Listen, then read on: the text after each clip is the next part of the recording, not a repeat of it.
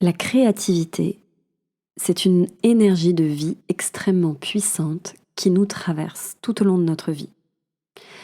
Nous acceptons de nous laisser traverser par la créativité et d'en faire quelque chose ou au contraire de la laisser passer. La créativité, c'est une manière de faire passer une idée abstraite à quelque chose d'extrêmement concret dans la matière. Et attention, on n'est pas seulement créatif que lorsqu'on fait des loisirs créatifs. On peut être créatif de 10 milliards de façons possibles. Et c'est ce dont on va parler aujourd'hui dans ce tout nouveau podcast. Je suis Mélissa Nittenberg, Shakti, femme louve, chamane, tisseuse d'histoire et chanteuse d'âme. Je lead, j'écoute, je transmets, j'inspire et j'éveille. Un peu sorcière, un peu celle qui, un peu fée, je crée et guide les femmes à retrouver leur essence et à créer leur légende personnelle. Tisse ton histoire et retrouve ton plein pouvoir. Telle est ma devise.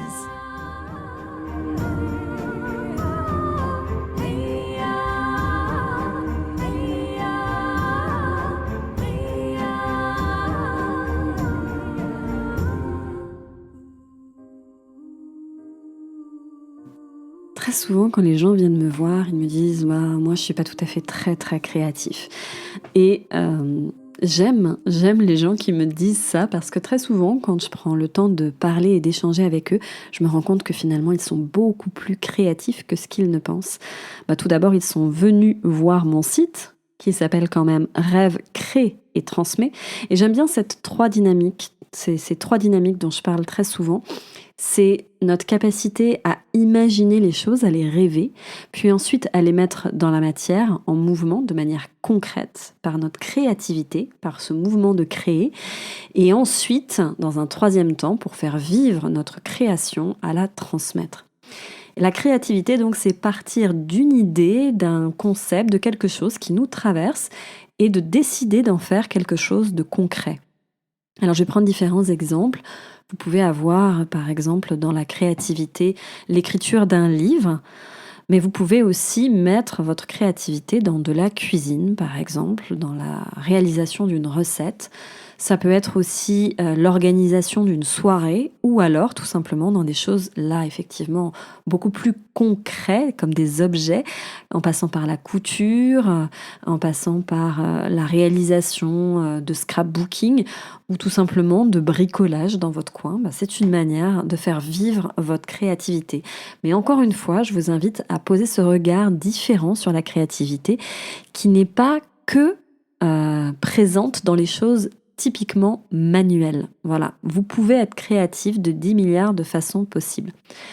Alors tout d'abord, c'est comment activer sa créativité.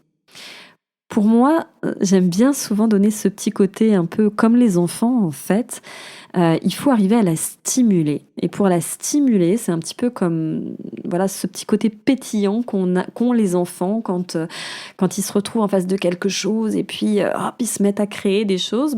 On ne peut pas être créatif si on n'a pas de la matière aussi en face de nous. Donc moi, je vous invite dans un premier temps, si vous voulez stimuler votre créativité, c'est rassembler des choses, de la matière pour la stimuler, apporter de la matière. Je prendrai un exemple très simple que je fais souvent avec mes enfants. Des fois, c'est dimanche bricolage. Et quand je fais dimanche bricolage, je pose sur la table différents papiers. Je pose des crayons, différents types de feutres, des paillettes, de la peinture, enfin voilà, plein de choses que je mets à disposition sur la table, des petits ciseaux, des trouilloteuses. Et quand je mets tout ça sur la table, j'amène de la matière pour que mon enfant il puisse stimuler sa créativité. Ça veut dire que tout à coup, il va avoir une idée, il va avoir un feutre, il va vouloir l'assembler, le mettre sur tel papier, puis il va vouloir découper quelque chose, coller quelque chose. Et donc, le fait d'apporter de la matière, c'est aussi lui permettre de mettre en mouvement sa créativité. Donc il y a différentes façons. Là, je vous ai parlé de quelque chose de très manuel, mais ça peut être dans la cuisine. Vous allez rassembler des ouvrages aussi autour de recettes de cuisine. Vous allez peut-être acheter des ustensiles que vous aimeriez utiliser pour réaliser vos recettes, hein, peut-être des moules. Vous allez aller acheter des épices particulières, des denrées alimentaires particulières qui vous plaisent et que vous avez envie de travailler, d'assembler parce que vous avez eu une idée. Donc c'est vrai que c'est bien, il y a un contexte aussi pour développer sa créativité, c'est d'avoir un petit peu de matière. Alors attention non plus de pas tomber dans le piège aussi de il faut que j'ai ça et ça et ça, sinon je vais pas pouvoir stimuler ma créativité, mais d'avoir quelques objets, comme c'est le cas aussi dans le bullet journal. Il y a des petites choses à rassembler pour pouvoir se mettre en place et activer un petit peu cette créativité. Alors justement, j'ai prévu de vous partager plusieurs exemples. Un exemple si vous êtes parent, un exemple aussi si vous travaillez en groupe, deux manières d'activer la créativité. Donc pour les enfants, j'ai partagé la table de bricolage, mais je voulais en partager une autre que je trouve vraiment chouette, très ludique, et surtout si vous avez des enfants qui ont aussi parfois un petit peu de mal à manger, de devenir un petit peu plus acteurs. Donc vous avez la possibilité de mettre en place un bar à salade, c'est-à-dire que vous préparez plein de petites choses à mettre sur la table. Donc il va y avoir des céréales qui vont être là, peut-être un bol de riz, un bol de pâtes, un bol de boulgour. Vous allez y mettre plein de crudités que vous allez avoir prédécoupées, que vous allez mettre dans des bols. Et puis, vous allez peut-être rajouter des graines, différentes bols avec différents types de petites graines qu'on peut rajouter dedans, différentes aromates, différentes sauces aussi qui sont là.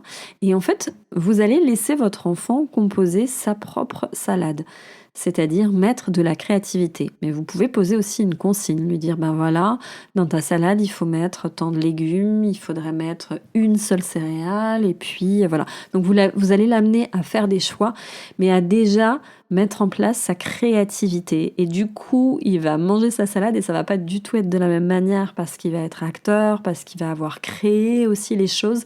Et c'est une manière d'éveiller la créativité. Une autre chose aussi avec les enfants que j'adore faire, c'est ce qu'on appelle le dessert surprise. Donc, même principe que pour le bar à salade, mais en version sucrée et un petit peu quand même cadrée, dans le sens où on va créer notre dessert surprise. Donc dans notre dessert surprise, on peut y mettre du yaourt, on peut y mettre des compotes, on peut y mettre une base comme ça. Vous allez aussi déposer des petits fruits secs. Vous allez y mettre aussi des petits copeaux de chocolat, des morceaux de fruits, des fruits différents. Et puis pareil, votre enfant a la possibilité comme ça d'assembler et de créer son propre dessert surprise, c'est-à-dire d'éveiller, de réveiller sa créativité. Un autre exemple, c'est le fameux brainstorming qui doit se faire en groupe, c'est-à-dire que vous avez un groupe de travail et vous voyez que vous pédalez un peu dans la choucroute, c'est-à-dire que vous avez du mal à travailler ensemble, chacun parle un peu devant l'autre, essaie d'imposer son idée et tout ça, ou vous stagnez tout simplement dans votre projet. C'est souvent très intéressant de développer ce fameux brainstorming, donc qui vient de l'anglais. Brain, c'est le cerveau, donc en fait mettre le cerveau en mouvement, faire un sorte de cerveau collectif avec plusieurs cerveaux. Et donc, il y a un petit exercice par rapport à ça que je trouvais très ludique, que j'ai déjà fait de différentes manières. Ça m'est arrivé de le faire dans les centres sociaux quand on devait poser une définition du centre social qui soit commune, d'arriver à assembler des idées et aussi des fois en recueillant des témoignages de personnes. Et pour arriver à avoir une vision collective ou d'idées, il y a le jeu des post-it de différentes couleurs en fonction de différents sujets ou de différentes questions. Et du coup, vous pouvez poser cette question et laisser chacun avec, 3 post-it de 3 différentes couleurs. Et sur un thème, vous leur demandez de mettre une idée ou quelque chose et vous allez assembler ça dans un grand mur ou un grand tableau. Et vous laissez comme ça chacun vous poser son idée et puis vous allez voir qu'il y a des choses comme ça qui vont se mettre en place. Il y a des idées qui vont se recouper, il y a des choses qui vont pouvoir très très bien s'assembler. Donc ça, c'est une manière aussi de mettre en place, en éveil, votre créativité dans un groupe. Et enfin, le fameux mood board qui se fait aussi sur quand on doit créer un événement, quand on doit créer son entreprise, quand on doit créer un mariage. C'est un tableau dans lequel vous allez réunir des images qui vous inspirent sur la thématique ou le sujet. Et vous allez au début, laisser vivre ce tableau au fur et à mesure. Vous allez y rajouter peut-être des fois des morceaux de tissu, des fois ça va être des images, des fois ça va être des mots. Et en fait, vous allez laisser vivre ce tableau au fur et à mesure et vous allez voir que ça va développer, décupler votre créativité. Il y a des images qui vont naître, qui vont être complètement cohérentes. Il y a des choses, ça va vous sembler pas trop cohérent, donc laissez le tableau vivre, vous verrez il y a des choses que vous allez retirer, des choses que vous allez laisser, donc je vous invite à faire ça, soit sur un tableau dans lequel vous mettez de la pâte à fixe, soit sur un tableau avec en liège dans lequel vous pouvez punaiser des choses, donc ça c'est une manière aussi d'activer votre créativité. Et enfin, hors du travail, je pense que la créativité c'est un mouvement de vie que l'on doit mettre dans son quotidien, c'est quelque chose d'important. Et la créativité hors du travail, elles peuvent s'exprimer de manière différente. Tout d'abord, avoir les fameuses routines dont on parle, du Miracle Morning. Et je suis assez d'accord sur le Miracle Morning, mais je suis pas tout à fait d'accord dans le sens où je pense que ça vous est tout arrivé de, à un moment donné, vous réveiller et vous aviez prévu de faire votre routine, vous deviez faire ça et ça et ça, et puis ce jour-là, par exemple, vous aviez prévu de faire du sport, mais ce jour-là, on ne sait pas pourquoi, c'est impossible d'aller faire du sport parce que vous êtes beaucoup plus fatigué ou parce que tout simplement vous êtes en plein dans votre période de cycle, donc c'est même pas la peine d'imaginer ça. Et ce que j'aime en fait, pour redescendre un peu la pression, parce qu'après on va se juger, on va se dire ah mais je l'ai pas fait, ou je me suis pas levée, ou j'ai pas fait ci, ou j'ai pas fait ça, c'est de vous créer vos propres routines créatives. Alors comment on crée ça, une routine créative? Tout simplement vous allez mettre sur papier toutes les choses que vous pouvez faire quand vous êtes en pleine forme. Quand vous êtes en pleine forme, peut-être vous pouvez vous lever, le sport ça marche, il y a des choses qui marchent et qui fonctionnent. Et puis faire une autre colonne, une autre liste de toutes les choses que vous pouvez faire, qui vous demandent moins d'efforts, qui vont vous remonter le moral, qui vont vous aider, qui vont vous booster, et que vous pouvez faire quand vous êtes dans vos jours qui sont un peu off. Les jours off, ou ce que j'aime dire, les jours down, les jours où on a une énergie qui est un peu basse. Donc ça, c'est une manière aussi de créer des routines créatives qui ne seront pas tous les jours les mêmes. Il y aura peut-être une ligne directrice quand même, parce que sinon c'est plus à ce moment-là une routine, mais vous allez garder une ligne directrice et en même temps vous allez pouvoir la moduler en fonction de votre état d'énergie, du moment aussi pour vous, et ça c'est une manière de ramener de la créativité dans votre vie sur les routines. On peut aussi s'amuser à poser des routines créatives aussi pour les enfants, dans le sens, très souvent, les enfants, je ne sais pas si vous êtes maman ou si vous avez des enfants, en tout cas, les enfants ont tendance aussi à se dire je m'ennuie si je ne regarde pas la télé. Je m'ennuie. Donc moi, je vous invite à lister avec eux, dans un moment ludique, de lister toutes les choses qu'ils aiment faire, qui leur procurent de l'amusement, de la joie.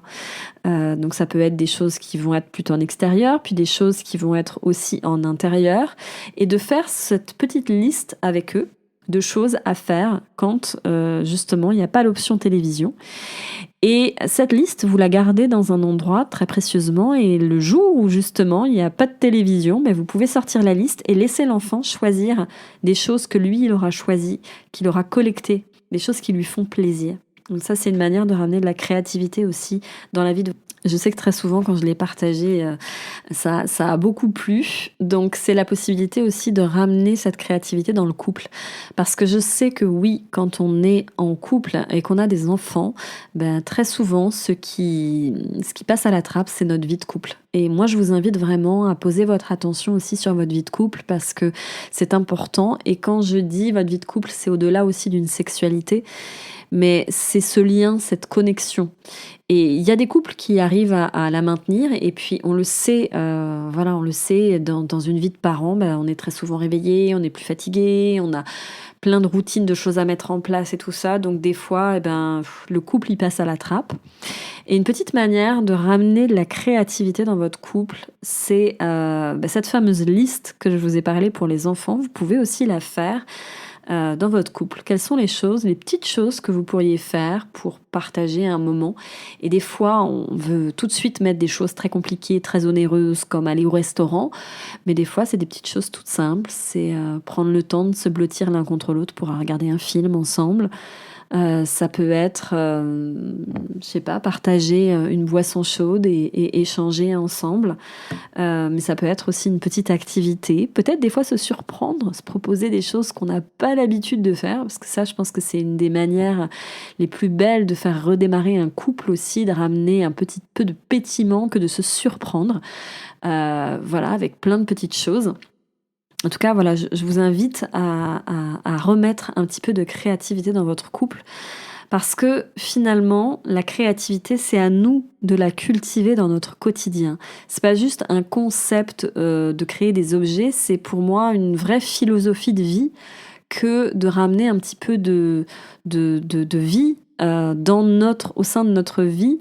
Donc ça fait un peu pléonasme, mais c'est vraiment ce côté, ce pétillement. Et on en a besoin, on en a vraiment beaucoup besoin. Donc s'il y a 3 mots que vous devez retenir sur la créativité dans ce podcast, c'est le mouvement, c'est-à-dire vous mettre en mouvement, en action. Si vous restez juste dans votre imagination, vous n'êtes pas dans la créativité. Donc, mouvement. La deuxième chose, c'est la variété. Tout comme j'ai parlé des routines, c'est important de mettre de la variété, c'est-à-dire, quand on arrive à table, on aime bien être devant une table qui est garnie avec plein de choses. Donc, donnez-vous de la variété. Ça, c'est très important. Et une dernière chose, je dis souvent, n'oubliez pas de cultiver et de nourrir votre âme d'enfant. Et pour moi, ça passe par une notion essentielle, c'est amusez-vous. Amusez-vous, prenez du plaisir. C'est vraiment, pour moi, j'adore quand j'accompagne des clientes et qu'on fait des choses autour de justement de la fameuse carte de légende personnelle. J'adore parce que je vois les étoiles dans les yeux de mes clientes, parce que tout à coup, il y a ce pétillement de l'enfant qui remonte à la surface et c'est une énergie extrêmement puissante, une énergie mais magnifique qui nous permet de nous dépasser des fois et en fait on le fait facilement sans effort parce que on reconnecte avec cette joie de l'enfant intérieur et du coup on rayonne pleinement, on est vraiment dans notre pleine énergie, dans notre plein pouvoir. Voilà, ainsi s'achève cette chronique sur la créativité. J'espère qu'elle vous aura plu, j'espère qu'elle vous aura donné des clés aussi. Et n'hésitez pas à le mettre dans les commentaires, à partager votre expérience. Vous, comment vous mettez en place votre créativité, comment elle vit? Et puis bien sûr, si vous avez des questions, n'hésitez pas à me les envoyer, je me ferai un plaisir d'y répondre. Allez faire un tour sur mon site www.rêvecréetransmet.com. Vous allez pouvoir trouver des ressources justement pour vous aider un petit peu dans ce travail créatif et puis peut-être me rejoindrez-vous dans les différents accompagnements que je propose. En tout cas, ce sera un plaisir pour moi de vous rencontrer. N'hésitez pas également à aller faire un tour sur cette chaîne de podcast parce qu'il y a toute une série de podcasts que j'ai fait autour de la féminité, autour de toutes ces spécialités qui sont les miennes, qui sont la créativité. Et n'oublie pas de tisser ton histoire et de retrouver ton plein pouvoir. À très bientôt.